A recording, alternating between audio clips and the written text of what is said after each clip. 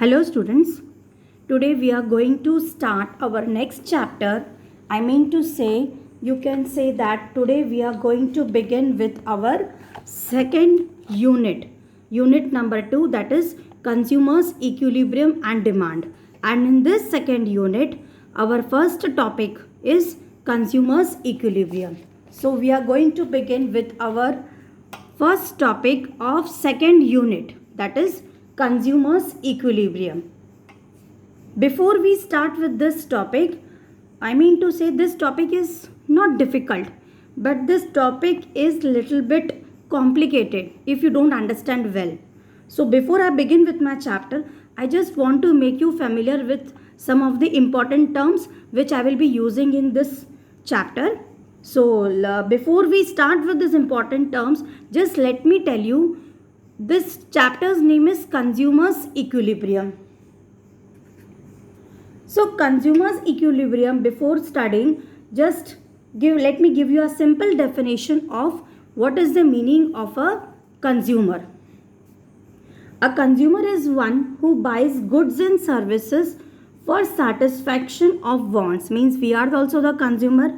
What we are doing? We are buying goods and services for our satisfaction. For satisfaction of wants means whatever goods we desire which is required for us, तो उसको use करके जो हमें satisfaction मिलता है. We are using any goods and services or not, so we are getting satisfaction also.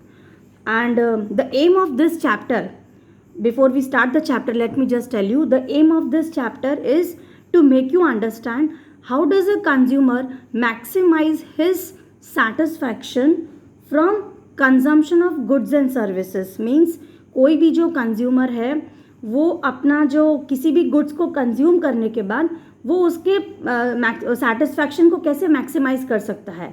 How? क्योंकि already you know we have studied in BST also, because our resources are limited in relation to our unlimited wants. So a consumer has to follow some principles or laws in order to attain the higher satisfaction level. Okay, so let's start some of the important topics or the important terms in this chapter. See, the first important term over here is what? Utility. Utility means what? It is the want satisfying capacity of a commodity. What it is? Want satisfying capacity of a commodity. Want satisfying means if you desire to have anything, that is your want, and if that desire or if your want or if your wish is satisfied, you can say that your want is satisfied, right? मतलब किसी भी commodity की कितनी want satisfying capacity है, कोई भी जो commodity हम कंज्यूम करते हैं उसकी जो है कमोडिटी की कितनी वांट सेटिस्फाइंग कैपेसिटी है. अब एग्जाम्पल से समझा रही हूँ. देखो, you are very very thirsty. It is a very hot summer days are going on और बहुत ज़्यादा गर्मी है and you are feeling very thirsty when you are coming from outside. अगर आप बाहर से कहीं से खेल के आते हो तो आपको बहुत ज़्यादा प्यास लगती है कि नहीं? ठीक है. So you drink 1 glass of water? No. You drink what? 2-3 glasses of water. If in the summer time, गर्मी की छुट्टियों में आप कहीं से धूप में से बाहर से खेल के आते हो तो आप एक बार में कितने ग्लासेस पानी के पी लेते हो? 2, 3, 4 ग्लास पी लेते हो कि नहीं पी लेते हो? Right, this is very common. But what will happen when you come from out? You will drink that cold water. आप बाहर से आने के बाद एकदम ठंडा पानी पी सकते हो. तो जो आपकी जो थर्स्ट है इज सेटिस्फाइड. जो आप सबसे फर्स्ट ग्लास पानी का जब पियोगे तो आपकी जो थर्स्ट है वो सेटिस्फाइड हो जाएगी कि नहीं? एक ग्लास पानी पीने के बाद आपकी थर्स्ट कुछ तो सेटिस्फाई हो जाएगी. ठीक है. So what we got that our want is satisfied. ठीक है. आपको एक ग्लास पानी के पीने के बाद थोड़ी सी आपकी थर्स्ट सेटिस्फाई हो जाएगी, लेकिन फिर आपको लगेगा कि नहीं, मैं एक ग्लास पानी और पीना है मुझे. फिर आप एक ग्लास और पियोगे, फिर आप एक ग्लास और पियोगे. इस तरह से मान लीजिए अगर आपने 4 ग्लासेस पानी पी लिया तो जस्ट एज्यूम करो, एज्यूम हाँ चिल्ड्रन, एक इकोनॉमिक्स में हमें एज्यूम करना है. जो आपने फर्स्ट ग्लास पानी का जो पिया उस समय जो आपको सेटिस्फैक्शन मिला और जो आपने 4th ग्लास पानी का पिया उस समय जो आपको सेटिस्फैक्शन मिला, इन दोनों में कितना डिफरेंस था. और इसके भी अपोजिट, अगर आप घर पे बैठे हो, समर सीज़न है, आराम से अपने घर में AC चला के TV देख रहे हो और अगर आपको प्यास लगी तो आपने एक ग्लास पानी पी लिया, तो उस ग्लास को पानी पीने के बाद आपका जो सेटिस्फैक्शन होगा एज़ कम्पेयर टू अगर आप कहीं से बाहर से आ रहे हो और आपने जो एक गिलास पानी का पिया, वो दोनों भी फर्स्ट ग्लास ऑफ वाटर को अगर हम कंपेयर करते हैं तो दोनों से मिलने वाला सेटिस्फैक्शन सेम हो सकता है क्या? नो, बिकॉज जब हम घर में बैठे हैं ऑलरेडी, भले गर्मी का सीज़न है, हम पानी पी रहे हैं, तो जो हमें सेटिस्फैक्शन मिलेगा वो उतना ज़्यादा नहीं होगा.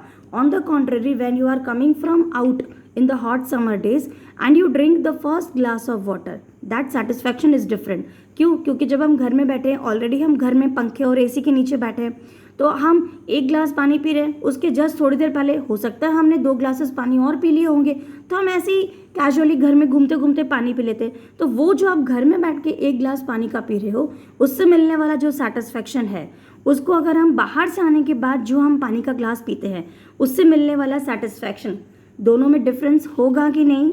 एज्यूम करो, जस्ट एज्यूम चिल्ड्रन, डेफिनेटली ना, कुछ तो होगा ही.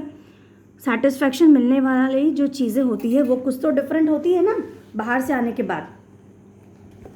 अब यहाँ पे देखो, how you will measure utility. See, utility जो होती है, अब तुम्हें पता चल गया यूटिलिटी क्या है. Utility is what? Utility is the want satisfying capacity of a commodity. अब how you will measure utility, देखो, after understanding the meaning of utility, what was the next big question before our economist? How to measure this utility? Utility को कैसे हम major किए? जैसे मैंने बताया कि आपने एक ग्लास पानी पिया, आपको सेटिस्फैक्शन मिला. मान लो मैं आपसे पूछूं कि आपको कितना सेटिस्फैक्शन मिला, express this in number, will you be able to express? No. आप बोलोगे हाँ मैम थोड़ा सेटिस्फैक्शन मिला, लेकिन ऑन द कॉन्ट्ररी जब मैं घर में बैठी थी तो मुझे पानी पी के कोई बहुत ज़्यादा सेटिस्फैक्शन नहीं मिला. No, but this is the wrong language, we are not going to talk about this. इसके लिए इकोनॉमिस्ट लोगों ने क्या किया, उन्होंने एज्यूम किया कि यूटिलिटी को हम मेजर कर सकते हैं. यूटिलिटी को क्या कर सकते हैं? मेजर कर सकते हैं. और कैसे मेजर कर सकते हैं? In cardinal. कार्डिनल मतलब न्यूमेरिकल टर्म्स में. ठीक है. So by using cardinal measure of utility, it is possible to numerically estimate utility which a person derives from consumption of goods and services. Economist ने क्या सोचा कि हम इसको कार्डिनली मतलब नंबर्स के वे में एक्सप्रेस कर सकते हैं. ठीक है. So but there was no standard, लेकिन उसके लिए तो कोई स्टैंडर्ड यूनिट ऑफ मेजरिंग तो है नहीं यूटिलिटी के लिए. सो इकोनॉमिक्स ने सोचा, दे डिराइव्ड एन इमेजिनरी मेजर. उन्होंने एक इमेजिनरी मतलब अपने मन से एक इमेजिन किया कि किसी भी चीज़ को हम कंज्यूम करेंगे या किसी भी कमोडिटी को जब हम कंज्यूम करेंगे तो उससे जो मिलने वाला सेटिस्फैक्शन है, that will be known as what? Util. जैसे हम डिस्टेंस को मेजर करते हैं किलोमीटर्स में ना, वैसे ही इकोनॉमिस्ट ने क्या सोचा, economics derived an imaginary measure that is known as util. Util is what? UTIL. ठीक है. So util as what? Utils are imaginary and psychological units. ठीक है. इमेजिनरी एंड साइकोलॉजिकल मतलब अपने मन में तुम सोचो, जब तुम बाहर से धूप में आए हो, तुमने एक ग्लास पानी पिया, इमेजिन करो, साइकोलॉजिकली तुम इमेजिन करो वो वाला ग्लास जब हमने पानी का पिया तो कितना ज़्यादा सेटिस्फैक्शन मिला होगा कि नहीं. और एज़ कम्पेयर टू तुम घर में ऑलरेडी बैठे हो, तुमने ऑलरेडी 2 ग्लास पानी पी लिया है, तो अगर तुमने वो 1 ग्लास पानी पिया तो क्या तुम्हें कुछ सेटिस्फैक्शन मिलेगा क्या? उतना नहीं मिलेगा जितना बाहर से आने के बाद मिला, पर नंबर्स में तो तुम बता नहीं पाओगे ना. ठीक है. तो utils are what? They are imaginary and psychological units which are use to measure satisfaction. यहाँ पे सेटिस्फैक्शन का मतलब क्या है? तुम्हारी यूटिलिटी. ठीक है.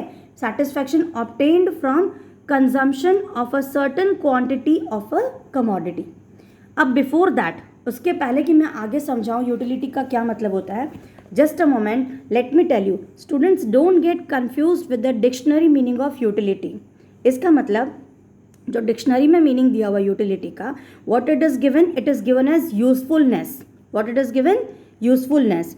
क्योंकि इकोनॉमिस्ट, हम लोग इकोनॉमी पढ़ रहे हैं, so however to an economist higher utility does not mean greater usefulness. अगर हम इकोनॉमिक्स की भाषा में बात करेंगे तो हायर यूटिलिटी का ये मतलब नहीं होता है कि ग्रेटर यूजफुलनेस. अगर आप बोलोगे मैम डिक्शनरी में तो यूटिलिटी का मीनिंग दिया हुआ है यूजफुलनेस, तो अगर हम इकोनॉमिक्स से इसको कंपेयर करेंगे, so it does not mean greater usefulness.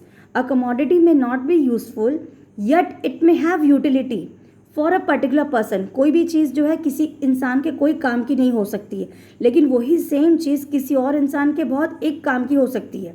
For example, liquor is considered to be harmful for health, yet it may have a high degree of utility for an alcoholic. ठीक है.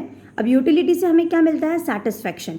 एक और एक important term सुन लो, satisfaction versus pleasure. Pleasure मतलब क्या होता है? खुशी, happiness.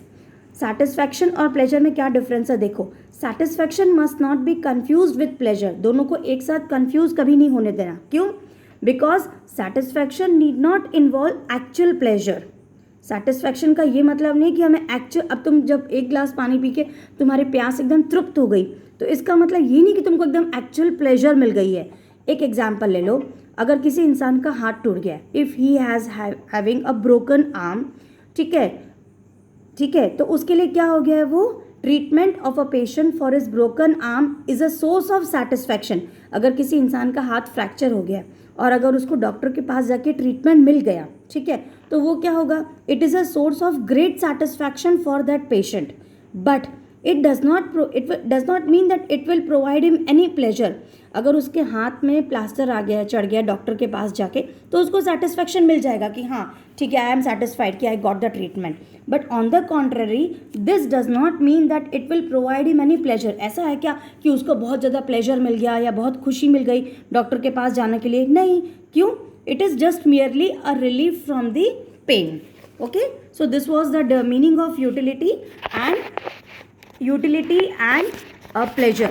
The difference I wanted to make you understand.